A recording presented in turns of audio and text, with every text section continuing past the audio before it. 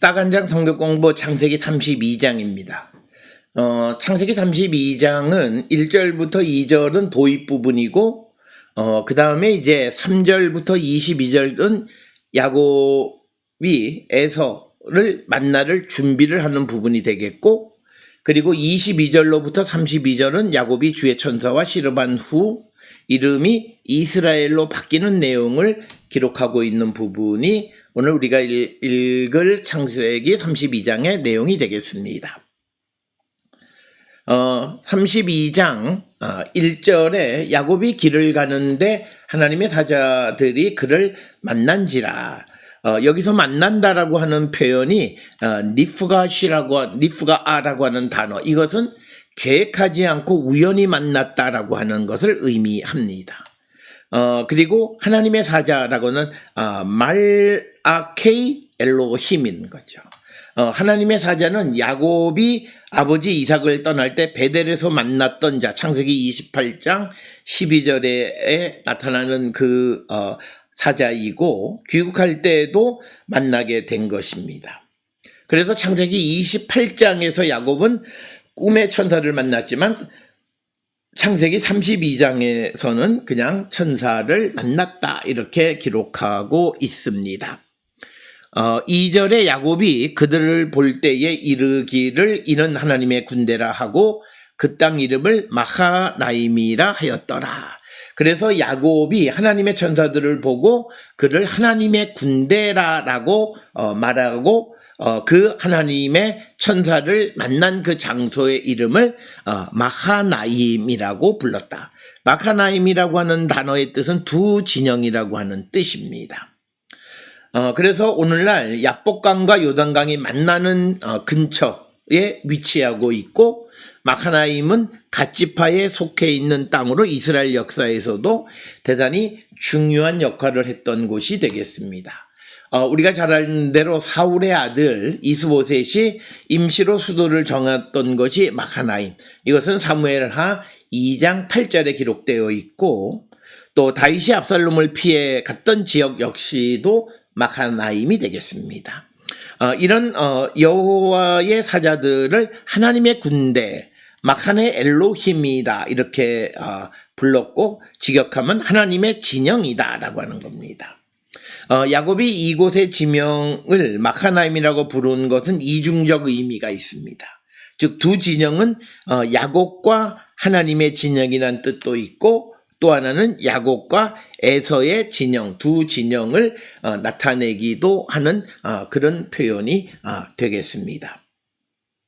3절에 야곱이 세일 땅 에돔들에 있는 형 에서에게로 자기보다 앞서 사자들을 보내며, 그래서 이제 3절로부터 23절에서 야곱이 형 에서를 만날 준비를 하는 그런 내용들을 기록하고 있는 부분이 되겠습니다.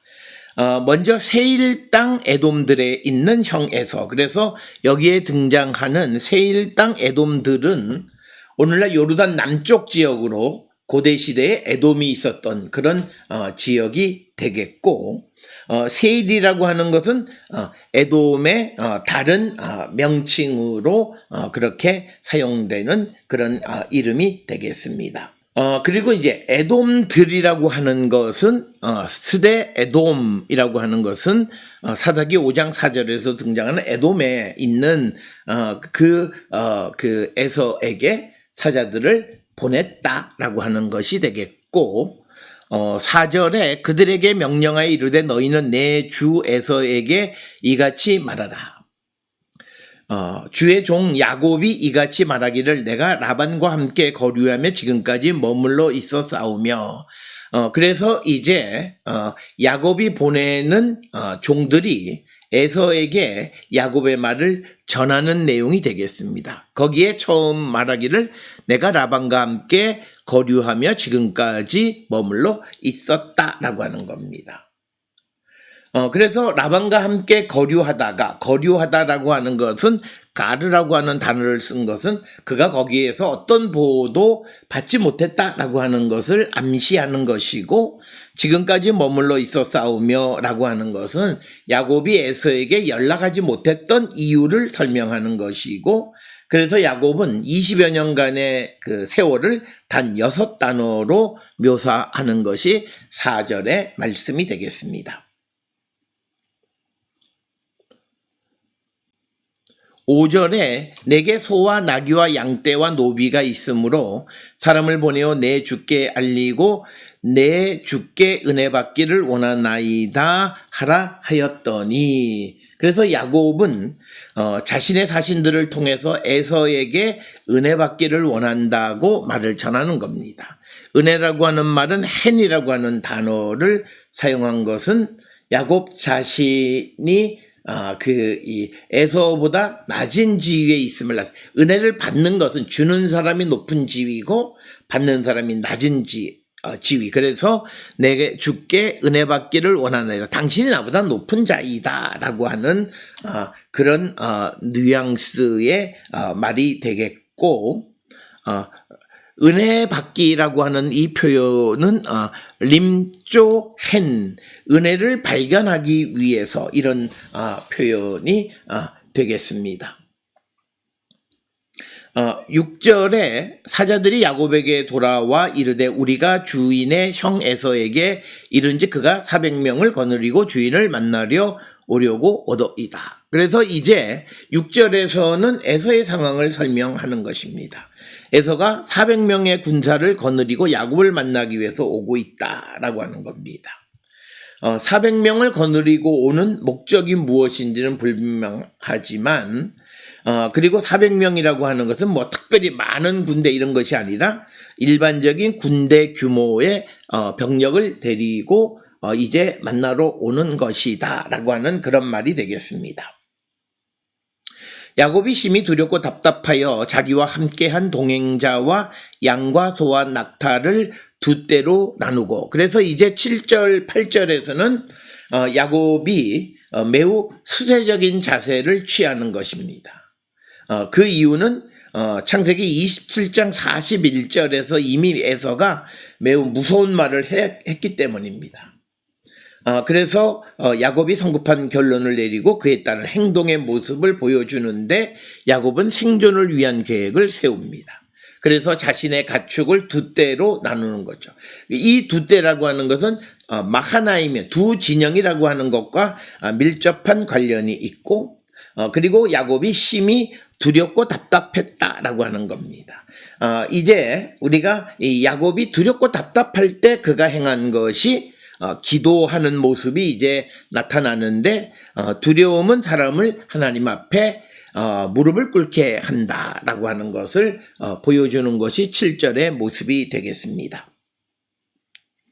8절에 이르되 에서가 와서 한 떼를 치면 남은 한 떼는 피하리라 하고, 그러니까 야곱은 자신과 그 다음에 자신과 동행하는 사람들 그리고 동물들을 두 떼로 나눠서 한쪽으로 잃더라도 한쪽은 살을 수 있다라고 하는 생존의 그 전략을 세운 것이 두 떼로 나누었다라고 하는 것이 되겠습니다. 9절에 야곱이 또 이르되 내 조부 아브라함의 하나님 내 아버지 이삭의 하나님 여호와께서 주께서 전에 내게 명령하시기를 내 고향 내 족속에게로 돌아가라 내가 너에게 은혜를 베풀리라 하셨나이다. 그러니까 9절에서 야곱은 이제 9절, 10절, 11, 12절은 야곱의 기도로 우리가 흔히 이야기합니다. 야곱이 답답한 마음으로 이제 하나님 앞에 기도하는데, 여기에서는 이 기원, 인버케이션, 내 조부 아브라함의 하나님, 내 아버지 이삭의 하나님 여호와여. 그 다음에 이제 컨페션도 있고 탄원도 있고 회상, 이런 내용들이 9절부터 12절에 이 야곱의 기도가 되겠습니다. 그래서 과거 하나님의 이름을 부르는 것, 그러니까 조부 아브라함의 하나님, 내 아버지 이삭의 하나님 여호와를 부르는 것은 과거에 그 하나님이 약속하신 것을 회상하기 위한 것이다 라고 하는 겁니다. 그래서 이것은 창세기 28장 13, 15절에 있는 그 내용을 다시 한번 기억하게 하는 것이고, 그 하나님, 아브라함의 하나님과 이삭의 하나님이 야곱에게 준 것은 은혜를 베풀리라 라고 하는 겁니다. 이것은 창세기 31장 3절에 내가 너와 함께 있으리라 라고 하는 것에 대한 그런 말씀이 되겠습니다. 11절에 나는 주께서 주의 종에게 베푸신 모든 은총과 모든 진실하심을 조금 더 감당할 수 없사오나 내가 내 지팡이만 가지고 이 요단을 건넜더니 지금은 두 때나 이루었나이다. 즉 하나님이 베풀어 주신 은혜에 대한 고백입니다. 그래서 베푸신 모든 은총과 모든 진실하심을 감당할 수 없다. 그러니까 나는 너무 작고 받을 만큼 그렇게 중요하지 않은 사람임에도 불구하고 하나님께서 허락해 주셔서 많은 것을 받았다라고 하는 것이 되겠고 11절에 내가 주께 간구하오니 내 형의 손에서 에서의 손에서 나를 건져내시옵소서. 내가 그를 두려워함은 그가 와서 나와 내 처자를 칠까 겁이 나기 때문이다. 그래서 11절은 그 야곱의 탄원의 내용이 기록되어 있습니다. 아주 극심한 불안감을 극복할 수 있게끔 도와달라고 하는 것이고 그것은 바로 하나님의 보호하심을 요청하고 에서로부터 구원시켜달라고 하는 것입니다. 본문의 말씀에 내 처자들이라고 하는 것은 이것을 정확하게 직역하면 엄마와 가족이라고 하는 그런 것, 즉 MR 반임 이런 뜻입니다. 그래서 처자를 친다는 것은 매우 잔인한 그런 방식이 되겠고 그 형의 매우 잔인함으로부터 나를 구원해 달라라고 하는 간청이 11절의 말씀이 되겠습니다. 12절에 주께서 말씀하시기를 내가 반드시 내게 은혜를 베풀어 내 시로 바다에 셀 수 없는 모래와 같이 많게 하리라 하셨나이다. 그래서 2절에서는 하나님의 말씀, 약속의 말씀을 회상하는 것입니다.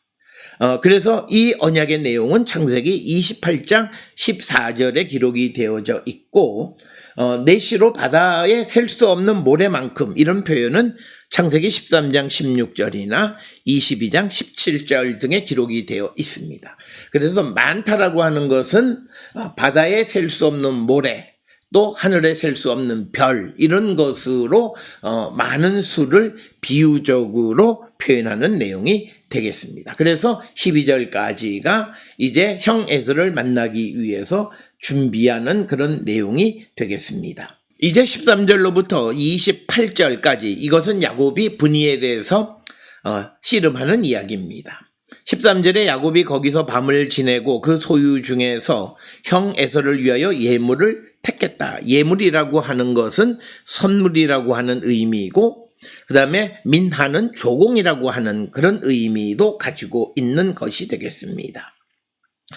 본문에서 거기서라고 하는 이 거기서는 샴 이건 마카나임을 가리키는 것이 되겠습니다. 그러니까 야곱이 마카나임에서 밤을 지내고 그 소유 중에서 형 에서를 위해서 예물을 택했다라고 하는 내용이 되겠습니다. 14절에 그 예물의 내용을 구체적으로 암염소가 200이요 순염소가 20이요 암양이 200이요 순양이 20이다. 그러니까 야곱이 에서를 위해서 준비한 예물의 양을 구체적으로 지시하고 있는데 14절 15절에 암염소 순염소 암양 순양 그 다음에 15절에 젖나는 낙타 새끼 그 다음에 그 새끼 그 다음에 암소 황소 암나귀 그리고 그 새끼 나귀 이렇게 그래서 이것에 대해서 많은 주석가들은 아마 짐승의 가치별로 나열했던 것으로 추정한다 이렇게 이야기하고 있고 그 다음에 암수 염소의 비율은 10대 1이고 암염소와 암양은 각각 200 그 다음에 순염소와 순양은 20마리 그래서 모두 440마리의 암염소와 암양 그 다음에 순염소, 순양을 준비했습니다. 15절에 젖나는 낙타 30 그 새끼요 암소가 40이요 황소가 10이요 암나귀가 20이요 그 새끼 나귀가 열이라. 그래서 15절에서 낙타 30, 암소 30, 황소 10, 암나귀 20, 새끼 나귀 10, 총 110마리. 그래서 전체로 합하면 550마리의 가축을 준비했다라고 하는 것입니다. 16절에 그것을 각각 때로 나누어 종들의 손에 맡기고 그의 종에게 이르되 나보다 앞서 건너가서 각대로 거리를 두게 하라 하고. 그러니까 야곱이 자신의 예물을 때로 나누고 때 사이에 거리를 두고 그들이 자신보다 앞서가게끔 이렇게 지시했습니다. 거리를 두라고 하는 이것은 예물로 먼저 간 때로부터 소식을 듣는 데까지 필요한 그런 시간을 벌기 위해서 거리를 띄워놓은 것으로 추정할 수 있습니다.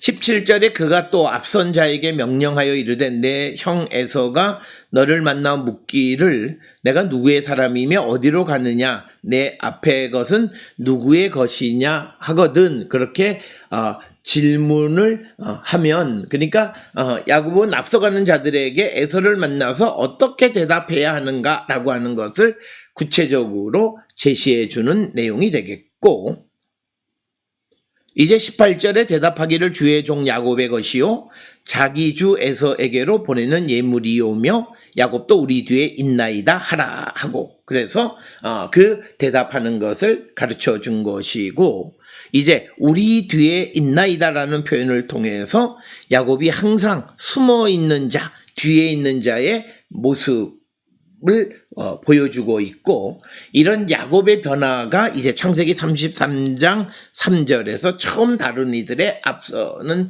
자가 되어집니다. 리어가드가 뱅가드가 되는 거예요. 뱅가드가 되어지는 모습이 창세기 33장에서 처음 보여지는 모습이 되겠습니다. 19절에 그 둘째와 셋째와 각대를 따라가는 자에게 명령하여 이르되 너희도 에서를 만나거든 곧 이같이 그에게 말하고, 그래서 둘째, 셋째 각각의 때에도 그 대답할 말을 다 알려주었다라고 하는 것이 되겠습니다. 20절에 또 너희는 말하기를 주의 종 야곱이 우리 뒤에 있다 하라 하니 이는 야곱이 말하기를 내가 내 앞에 보내는 예물로 형의 감정을 푼 후 대면하면 형이 혹시나 나를 받아주리라 함이더라. 그러니까 이것은 20절에 의하면 철저하게 예물로 형의 얼굴을 덮어서 형의 화를 푸른다는, 그래서 이것은 야곱의 인간적 방법을 이야기하는 것이고, 그래서 나를 받아주리라, 그러니까 나의 얼굴을 들어줄 것이다, 나를 반겨서 맞이할 것이다. 그래서 20절은 철저하게 야곱의 인간적 방법을 나타내는 그런 표현이 되겠습니다. 21절에 그 예물은 그의 앞서 보내고 그는 무리 가운데 밤을 지내다가 22절에 밤에 일어나 두 아내와 두 여종과 11아들을 인도하여 납복 나루를 건널세. 그래서 밤중에 이제 납복 나루를 건넌다라고 하는 겁니다. 여기에서 마발 얍복, 그러니까 얍복을 나루 건너는 지점을 얘기하는 겁니다. 이 지역은 사해 북쪽 37km 지점에 위치하고 있는 그 지역으로 우리가 보통 이해하고 있습니다. 그리고 이 얍복강이라고 하는 강은 우리가 잘 아는 것처럼 아인 알 자르카에서 발원해서 한 70여 킬로를 흘러서 그것이 이제 요단강으로 들어가는데 그 상류와 하류 사이의 고도 차이가 한 1100m 정도 되는 그런 그 강이 되겠고, 평균 강수량은 6천만 큐빅미터로 흘러가는 그런 수량을 가지고 있는 그런 강이 되겠습니다. 23절에 그들을 인도하여 시내를 건너가게 하며 그의 소유도 건너가게 하고, 24절에 야곱은 홀로 남았더니 어떤 사람이 날이 새도록 야곱과 씨름하다가, 오늘 주시는 본문에 어떤 사람이란 창세기 32장 29절 그리고 호세아 12장 1절에서 4절에 의하면 우리가 주의 천사라고 하는 것을 알 수가 있고, 그 다음에 날이 새도록이라고 하는 것은 새벽에까지, 씨름하다라고 하는 것은 예아백이라고 하는 단어입니다. 그래서 그가 예아백이라고 하는 것은 약복이라고 하는 단어와 그 발음이 비슷한, 그래서 이것도 하나의 언어 유희로 볼 수 있습니다. 그러니까 약복에서 씨름을 했다라고 하는 겁니다. 25절에 자기가 야곱을 이기지 못함을 보고 그가 야곱의 허벅지 관절을 치매 야곱의 허벅지 관절이 그 사람과 씨름할 때에 어긋났다라고 하는 거죠. 여기에서 허벅지는 예레크라고 하는 것으로서 윗부분 어퍼띤 또는 측면이라고 하는 것이고, 은유적으로는 생식기를 나타내기도 합니다. 그리고 야곱을 이기지 못함을 보고라는 표현을 통해서 야곱이 힘센 장수였다라고 하는 것을 알 수 있고, 우리가 그런 사실을 추정할 수 있는 것은 창세기 29장 10절에서 우물에 돌을 굴린 것 등 이것이 야곱이 힘센 장수였음을 추정할 수 있는 그런 근거가 되겠습니다. 26절에 그가 이르되 날이 새려하니 나로 가게 하라. 야곱이 그의 이르되 당신이 내게 축복하지 아니하면 가게 하지 아니하겠나이다. 그러니까 야곱과 씨름하는 자가 자기가 가게끔 놔달라 그러는데 야곱은 자신을 축복하지 아니하면 놔주지 않겠다고 하는 그런 내용이 되겠습니다. 그래서 27절에 그 사람이 그에게 이르되 내 이름이 무엇이냐? 그가 이르되 야곱이니라. 서로 대화하는 모습을 보여주고 있습니다. 그래서 28절에 그가 이르되 내 이름을 다시는 야곱이라 부를 것이 아니요 이스라엘이라 부를 것이니 이는 내가 하나님과 및 사람들과 겨루어 이겼음이니라. 그래서 이제 이 28절이 야곱이 이스라엘로 개명되는 겁니다. 즉 삼촌 라반의 집에서 다시 고향으로 돌아올 때 갈 때의 이름은 야곱이었지만 이제 돌아올 때 이름은 이스라엘이다 라고 하는 겁니다.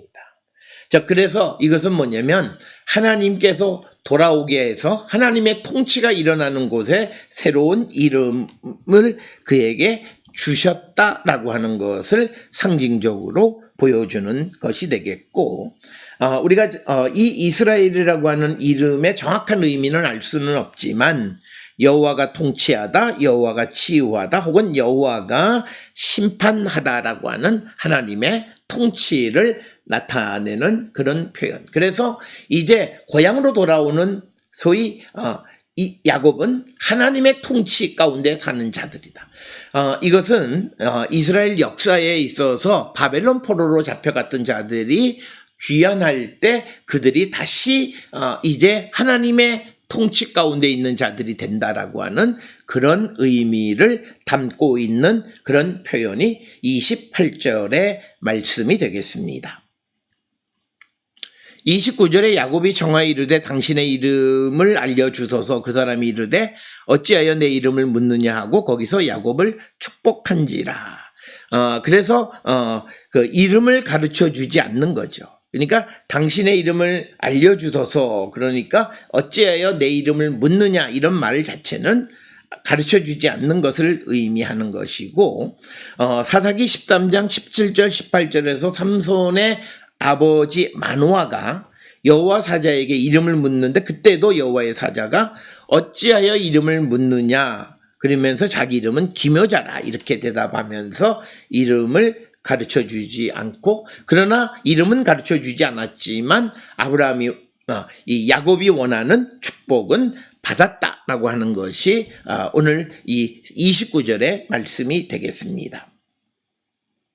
30절에 그러므로 야곱이 그곳 이름을 브니엘이라 하였으니 그가 이르기를 내가 하나님과 대면하여 보았으나 내 생명이 보존되었다 함이더라. 그래서 야곱이 천사와 하나님의 천사와 씨름에서 이름이 바뀐 그곳의 이름을 이제 브니엘이라고 불렀다라고 하는 것이죠. 그 브니엘이라고 하는 것은 여호와의 얼굴이라고 하는, 하나님의 얼굴이라고 하는 그런 의미가 되고, 과거에는 출애굽기 33장 20절에 보면 내가 내 얼굴을 보지 못하리니 나를 보고 살 자가 없다라고 말씀하셨고, 또 사사기 13장 22절에 마노아가 우리가 하나님을 보았으니 반드시 죽으리라고 말하는 것들, 이런 것들을 통해서 보면 하나님을 만나면 죽는다라고 하는 것인데, 오늘 주시는 이 32장 30절에서는 하나님을 대면하여 보았지만 생명이 보존되었다라고 하는 그런 말씀이 되겠고, 이처럼 하나님을 보고도 살아난 케이스가 있습니다. 우리가 잘 아는 출애굽기 24장 10절 11절에 이스라엘 장로 70인이 하나님을 뵙고 먹고 마시고도 생명을 잃지 않았습니다. 또 사사기 6장 22절 23절에서 여호와의 사절을 본 기드온 역시도 생명을 잃지 않았다라고 하는 거예요. 그래서 성경에는 하나님을 뵈면 죽는다라고 하는 전통과 하나님을 뵈어도 죽지 않는다라고 하는 두 가지 전통이 있는 것을 우리가 알 수 있습니다. 31절에 그가 브니엘을 지날 때에 해가 돋았고 그의 허벅다리로 말미암아 절었더라. 해가 돋았다라고 하는 말은 이 말라기 3장 20절처럼 치유하는 광선이 비치고 그래서 야곱의 상처가 치유되어졌고, 그러나 다리는 절었다라고 하는 거죠. 32절에 그 사람이 야곱의 허벅지 관절에 있는 둔부의 심줄을 쳤으므로 이스라엘 사람들이 지금까지 허벅지 관절에 있는 둔부의 심줄을 먹지 아니하더라. 그래서 이스라엘 사람들의 관습을 설명하고, 동물의 엉덩이 뼈 위에 있는 심줄을 먹지 않는 이유가 이 야곱과 하나님의 천사와의 씨름 속에서 생겨난 것이다라고 하는 원인론적인 설명을 제시해 주고 있습니다. 오늘 우리가 함께 읽은 창세기 32장의 핵심은 이제 하나님의 말씀을 따라서 고향으로 돌아오는 야곱이 이제 이름이 바뀌어지고 하나님의 지배와 통치 가운데 살아가는 자가 되고 하나님의 축복 속에 살아가는 자가 되어졌다라고 하는 것이 32장에서 우리에게 보여주는 말씀이 되겠습니다.